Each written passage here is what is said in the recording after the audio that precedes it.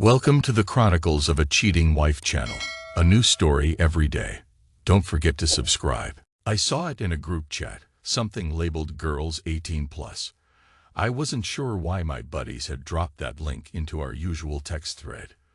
Probably one of their random jokes or shock value stunts. I tapped it by accident, or maybe out of dumb curiosity. And there she was. Amber, wearing that straw hat I'd bought her on the Maine coastline. The same delicate band wrapped around the crown, the same little fray at the brim.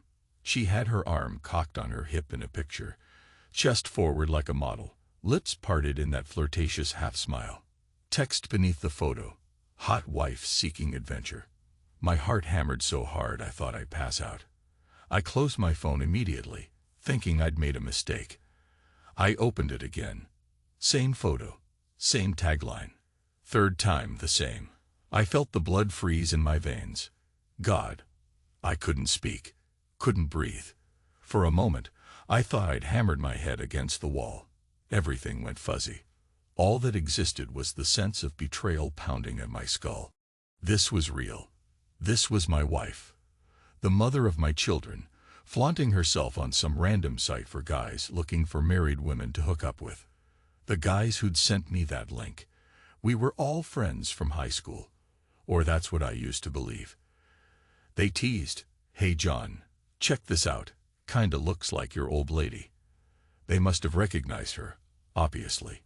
I felt their pity and laughter mingling in the air, even if it was behind my back. I tried confronting her that night. Told her I saw the picture, the chat, the hat, the tagline, but she just shrugged. "Stop imagining things," she snapped. "It's not me. Someone must be catfishing or something. You always overreact. Maybe you should trust your wife more." I repeated my question again, the same words. "Amber, is that you?" I demanded, quietly, forcibly, because my voice had collapsed somewhere in my throat. She just brushed past me. She said it was a joke, said it was some random troll, said it was never her. Then somehow she twisted it back on me. Her lips tight, eyes narrowed. "If you were home more, if you actually cared," she said, "maybe you wouldn't be so paranoid." I tried to calm down, tried to piece it all together. Maybe I was wrong. Maybe it was indeed a hoax. But that hat. I was there when we bought it, a spontaneous day in Maine.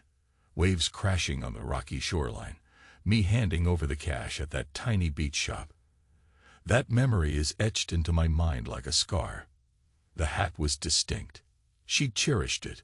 She wore it on the drive home with her bare feet on the dashboard, smiling like a kid in summertime. That was my hat on her in that photo. No doubt. A few days later, I saw her phone on the kitchen counter, screen blinking. My chest felt tight, but I glanced at the notifications. Tinder messages, the snippet read, "Hey gorgeous, can't wait to see you again." Then a winking emoji.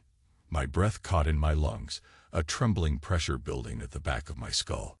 I must have made some sound, or the phone must have buzzed again, because Amber walked in and snatched it from the counter. She locked the screen in an instant.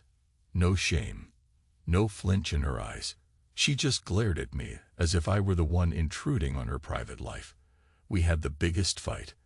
I kept repeating the same question in a low voice. "Are you seeing someone?" She feigned outrage.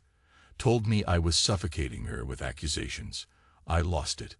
I think I might have shouted once or twice, but mostly, the anger felt cold, creeping up my spine. My fists clenched behind my back. My voice trembled, but it stayed quiet. "Are you seeing someone?" She said I was insane. Slammed the door. By the time I opened it, she was on her phone again, texting someone else. She saw me, turned away. "You're at fault," she spat.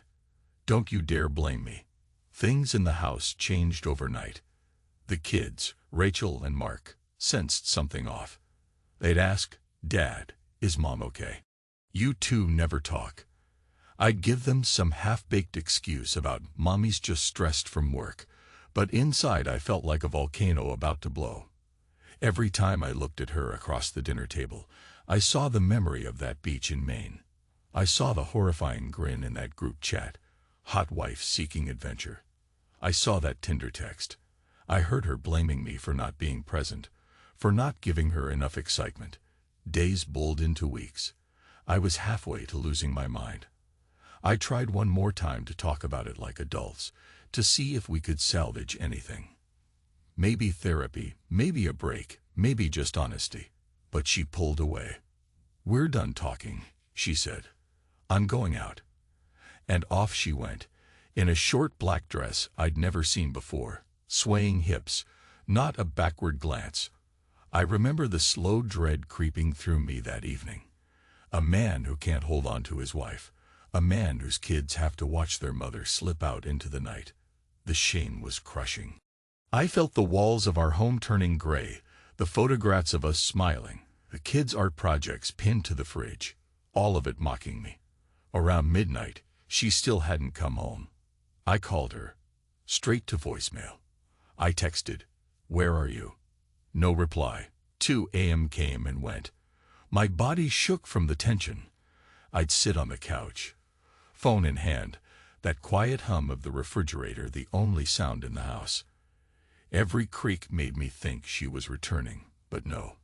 I wanted to rip my hair out. Finally, at 4:30 in the morning, I heard the front door open.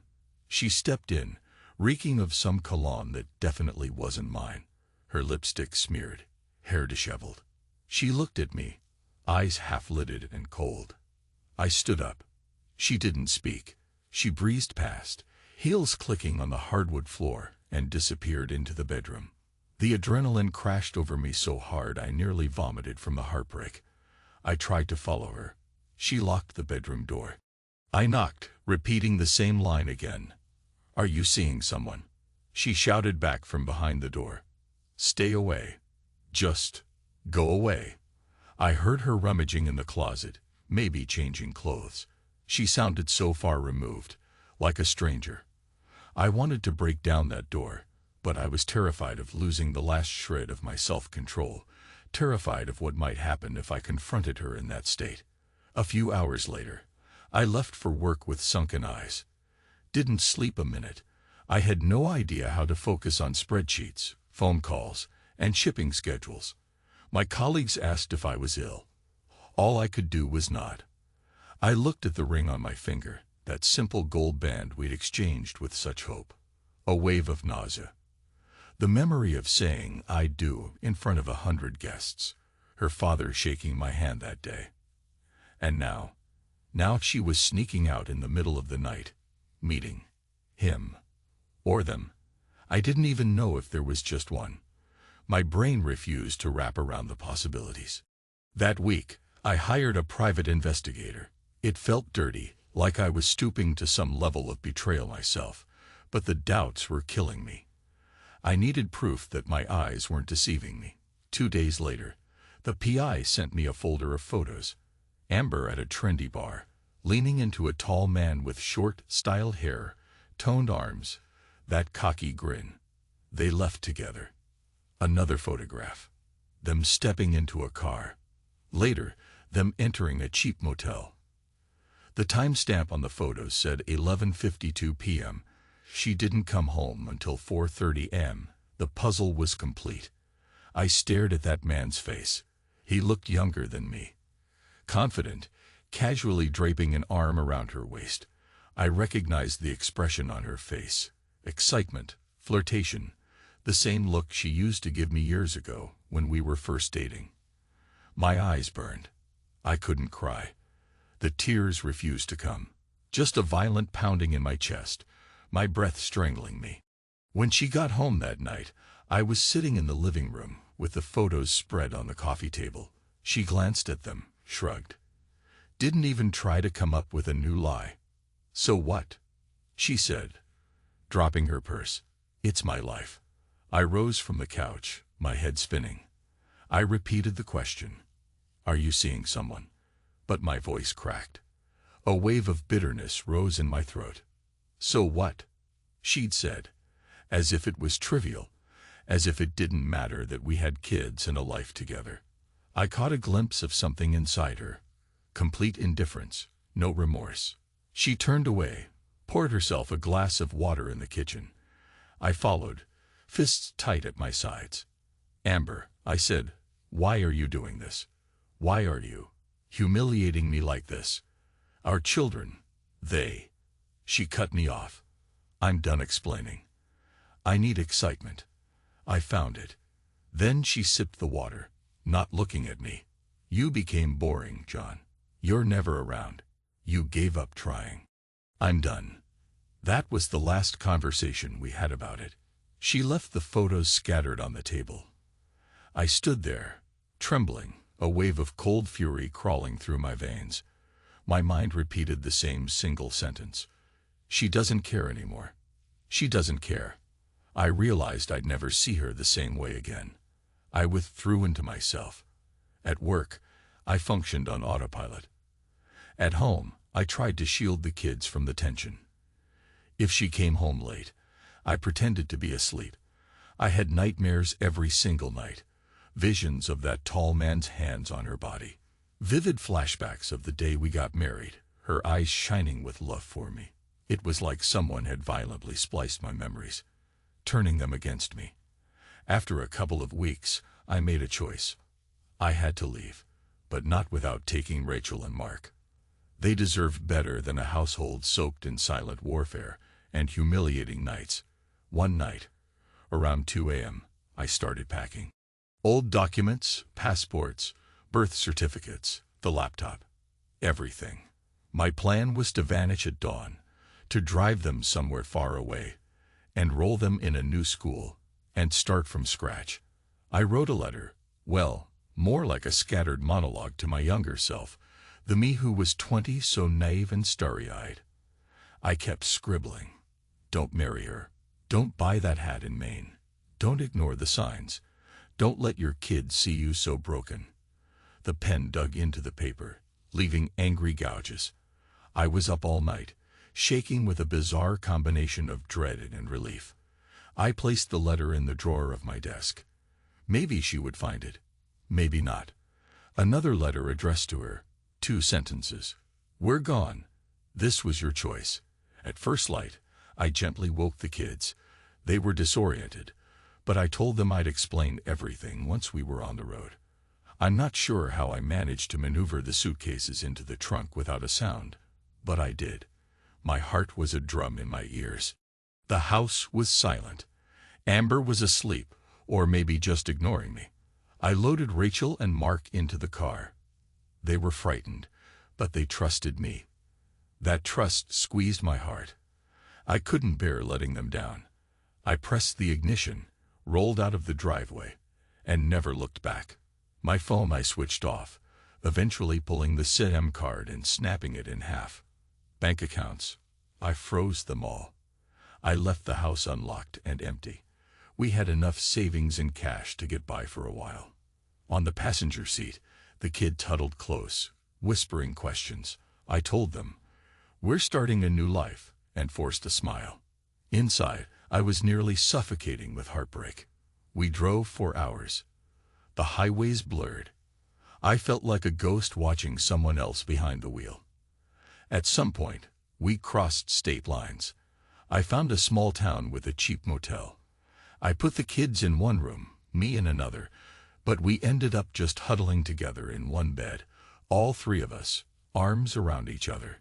I was trying to keep them calm, telling them stories, promising them that soon we'd find a better school, a friendlier neighborhood. They had tears in their eyes, but I felt them hold on to me as if I was the only anchor they had left. And I guess I was. Over the next few weeks, I found a modest rental house near a quiet suburb. It had chipped paint on the walls, an overgrown lawn, but a decent living space. I enrolled the kids in a local school under a slightly altered version of our last name, just to avoid immediate detection. It wasn't entirely legal, but I didn't care. I didn't want them to suffer more humiliation if someone recognized them as that family whose mom left for a Tinder fling. Life settled into a strange routine. I went job hunting, eventually got a position at a local logistics firm. It was a step down from my previous title, but it kept bread on the table. I spent my evenings helping with homework, cooking dinner. Sometimes Mark or Rachel would mention their mother, but mostly they avoided the topic, sensing my silent pain. I tucked them in at night, feeling a hollow ache. I wondered if she'd called, if she even noticed we were gone.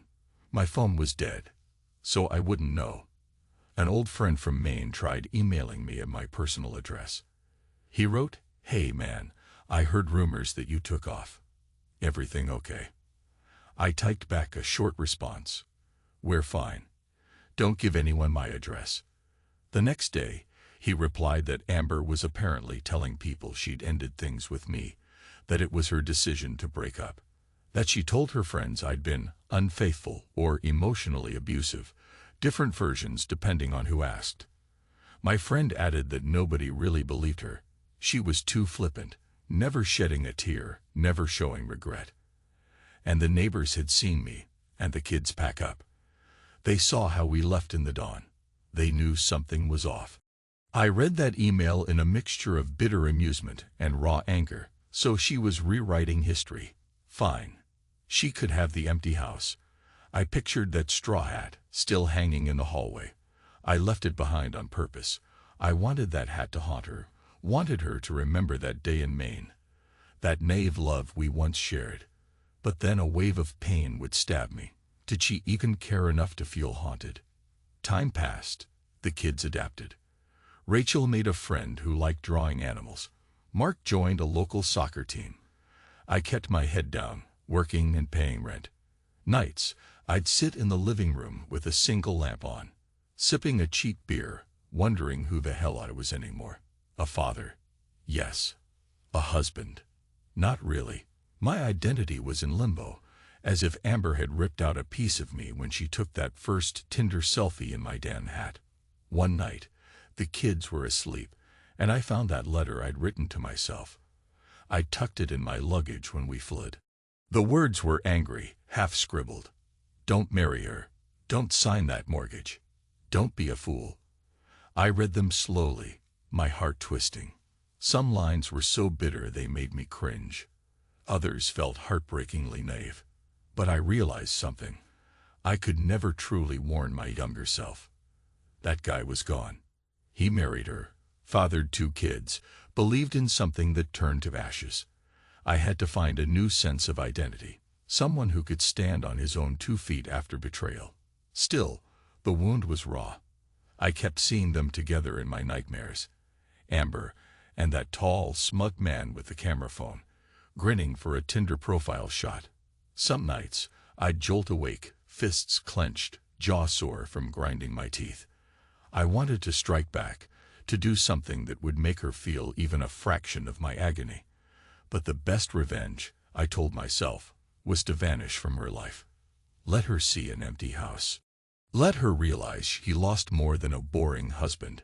She lost the father of her children, the man who once adored her. Meanwhile, that internal question kept gnawing at me. Who am I now? My reflection in the mirror was a stranger, exhausted eyes, half-grown stubble, tension lines across my forehead. At work, I tried to be polite, stoic. At home, I showered the kids with love, desperate to make them feel safe. They smiled occasionally, but there was always a shadow behind their eyes. They missed their mother, even if they wouldn't say it out loud. They were confused, scared. They saw me struggling. I hated that I couldn't give them the perfect family they deserved. Late one evening, Mark asked, "Dad, is Mom still with that guy?" And it was like he stabbed me right in the chest. I tried to keep my voice steady. "I don't know, son." A pause. She's living her life. We're living ours now." He nodded, but I saw the pain flicker. I took a breath. "We'll be okay." He stood there a moment. "Yeah," he said softly. "Yeah, we will." Then he leaned in to hug me. That moment, his small arms around my waist, nearly brought me to my knees. My anger threatened to boil over. If I could face that bastard who ruined my marriage. But was it his fault alone? Amber chose him. She chose to step out, to lie, to degrade us. The next day, I discovered something disturbing. In the morning mail, I found an envelope with no return address. Inside, a single Polaroid photo. Amber on some beach. Possibly Florida or California, I couldn't tell. She was in a bikini, leaning against the same man, Brad. On the back, "Wish you were here." No signature, no hint of who sent it. My guess was it came from him, or maybe from her, rubbing salt into the wound. Maybe they wanted to flaunt their new adventures. I felt a violent surge of rage, so intense I almost tore the photo to pieces, but my hand shook, and I forced myself to put it down. I repeated quietly, "Don't give in. Don't let them get to you." Over and over, like a mantra. I ended up lighting that Polaroid on the stove burner, watching it curl and blacken. The plastic edges burned my fingertips. I tossed it into the sink and turned on the water, watching the ashes swirl down the drain. I was panting like a man who just ran a marathon. My mind whirled. This is what she's become. This is how far she's gone. My jaw clenched so hard my teeth ached. From that point on, something inside me shifted. I sank deeper into my day-to-day routine with the kids, poured all my emotional energy into them, ignoring everything else. I avoided old contacts, stayed off social media. I forced myself to find glimpses of peace in small things, cooking a decent meal, reading a bedtime story, mowing the lawn. Sometimes I'd catch a glimpse of my reflection and see a battered soldier still standing.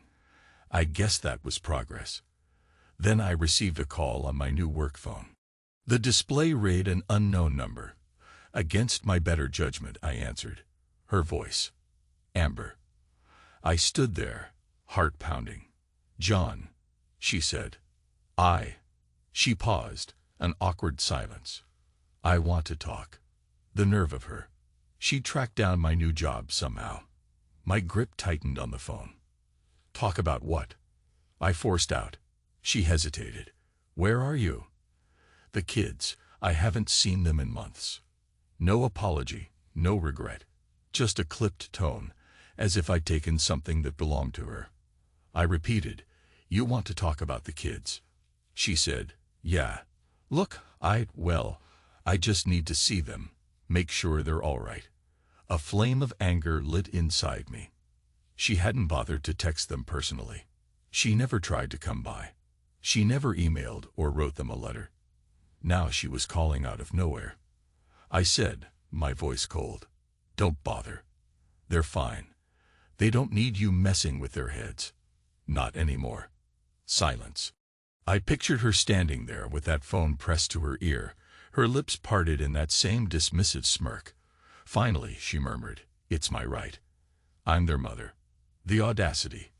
I repeated the same phrase, punching each word. "You left them." Another pause. "John, She started, but I hung up. My hand shook so violently, I had to lean against my desk to steady myself.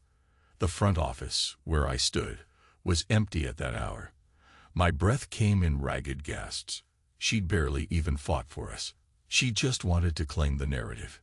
To say she'd tried contacting us. Maybe she needed some "I'm a good mom" story for her social circle.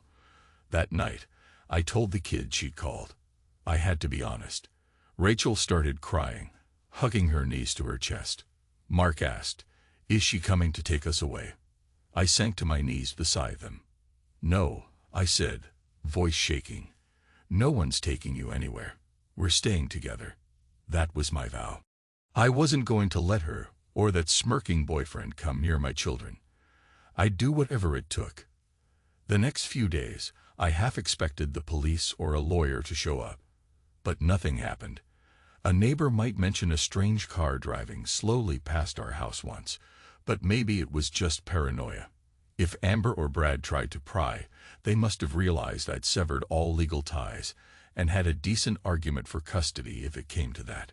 She was the adulterer who abandoned the family, after all. Months slipped by.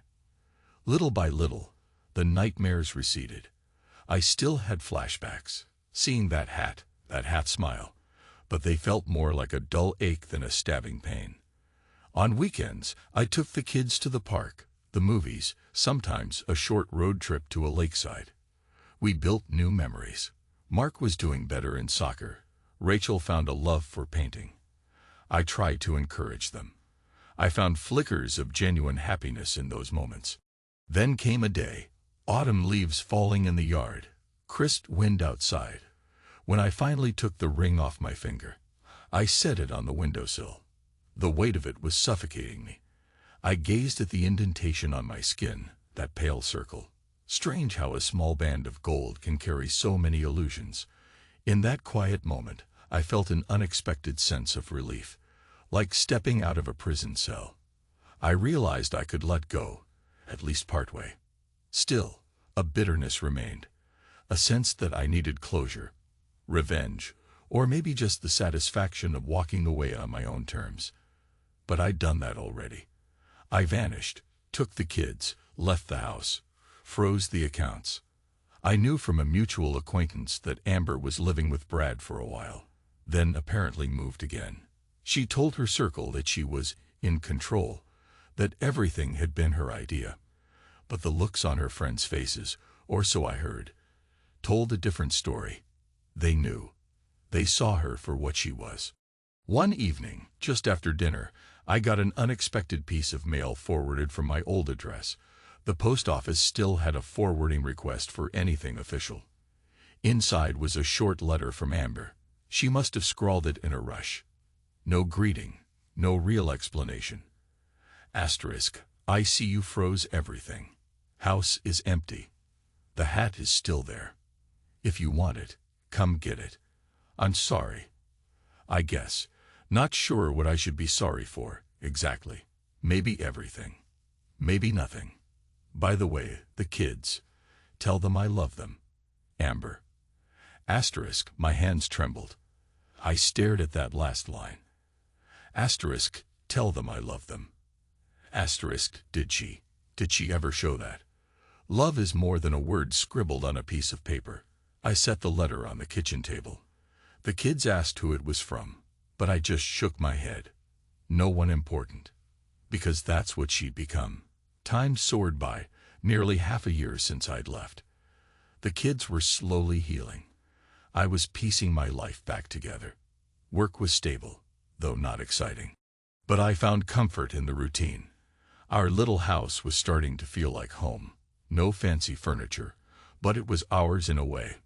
One night, I came home late from an inventory check, found Mark waiting up.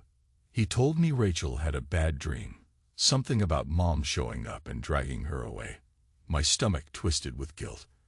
I sat on the edge of her bed, stroked her hair.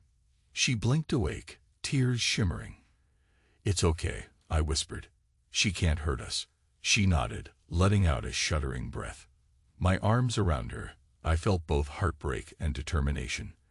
This was my family now, just me and them. We'd be okay.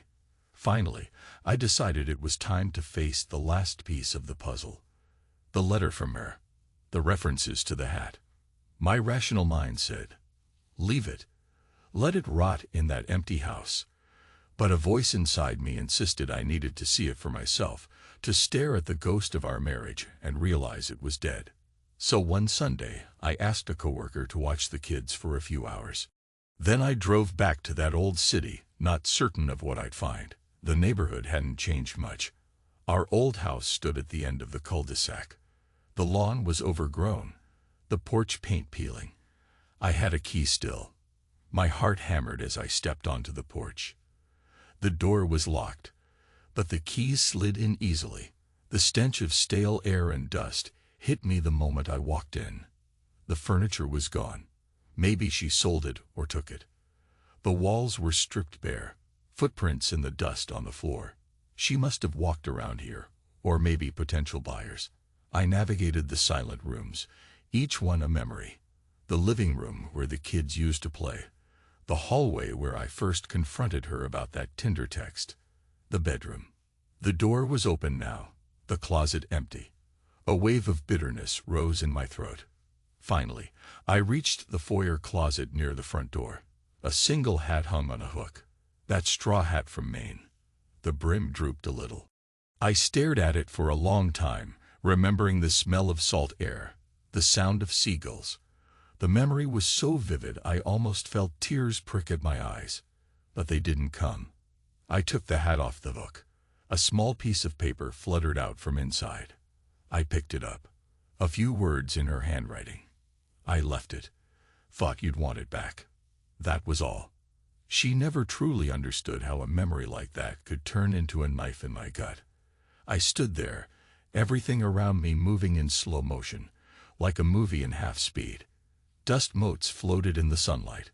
My feet felt rooted to the floor.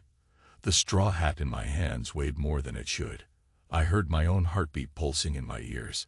Suddenly, I let out a shaky breath.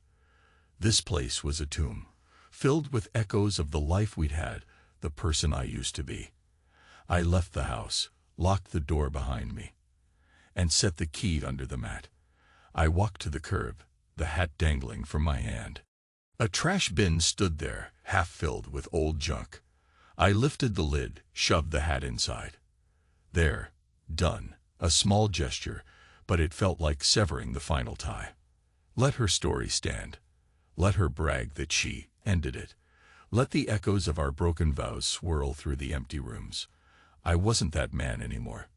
I drove away, windows down, the wind stinging my eyes. By the time I hit the main highway, I felt something in my chest lighten. I sped up, eager to get back to the kids, to the new life we'd carved out.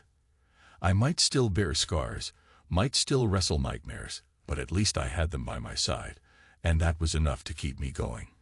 Days turned into weeks, and I could breathe again. The final confrontation had been silent. No words, no tears, just me and that dusty house. I realized the revenge I sought was my own freedom. I gave her nothing, not a single explanation or confrontation. That emptiness was what she deserved.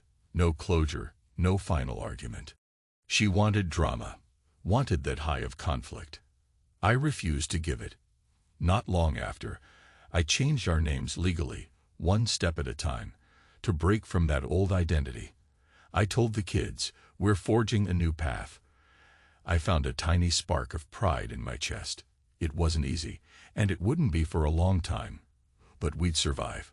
One evening, Mark asked me, "Dad, do you still love Mom?" His eyes were full of confusion. I paused, feeling a tension coil inside me. I looked at him, tried to answer carefully. "I love who I thought she was," I finally said. "But that person isn't here anymore." He nodded thoughtfully. Then he changed the subject, and we never spoke of it again. I started writing in a journal, scribbling half-formed thoughts late at night when the house was quiet. Who am I now? The question echoed on those pages. I wrote about the day we bought the hat, about my heartbreak, about how Amber's face changed whenever she came home from one of her nights out. I wrote about the look in the kids' eyes each time they realized she wasn't coming back. The words poured out in short bursts, raw and unfiltered. And slowly, I found clarity in that messy monologue. I saw the shape of my new life forming. A father, battered but not beaten, forging a new identity without the woman who betrayed him. Eventually, I found a measure of calm. Not happiness exactly. There were still storms in my heart, but a calm acceptance that this was the hand I'd been dealt, that I could make something out of it. My coworkers noticed a difference. They said I seemed more present, more focused. The kids blossomed in school, making friends, bringing home stories. Each night, we found a routine that gave us stability. A simple dinner, some laughter at the table, maybe a short TV show before bed. The tension that once hung in our old house was absent. Sure, we had to budget carefully, but we had peace. One Friday afternoon, about 2 years after I discovered that Tinder profile and our lives shattered, I came home with a small present for each child, just a token of my appreciation for them enduring this journey with me. Mark got a pair of soccer cleats he'd been eyeing. Rachel got a beautiful set of watercolor paints, their eyes lit up like Christmas morning. We celebrated by baking brownies, messing around in the kitchen, laughing at how badly we decorated them. I saw genuine joy on their faces, And that moment I realized I felt normal.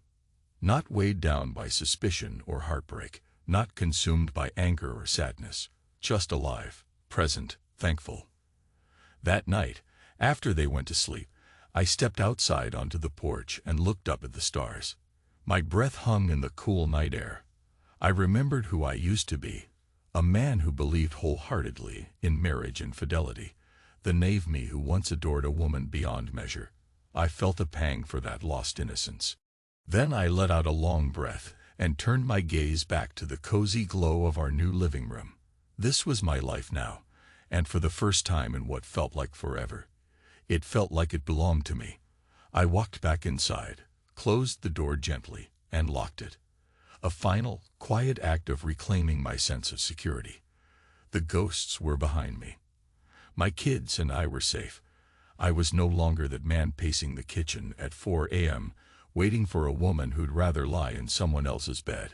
I was a father who'd learned to protect his children, a man forging ahead without illusions, but with hope for what might come next. I'll never forget the betrayal. Some wounds don't vanish. But I learned that healing isn't about erasing scars. It's about carrying them without letting them define you. And as for Amber, maybe one day she'll feel regret or sorrow. Maybe not. It doesn't matter. I have no more words for her. The story is done.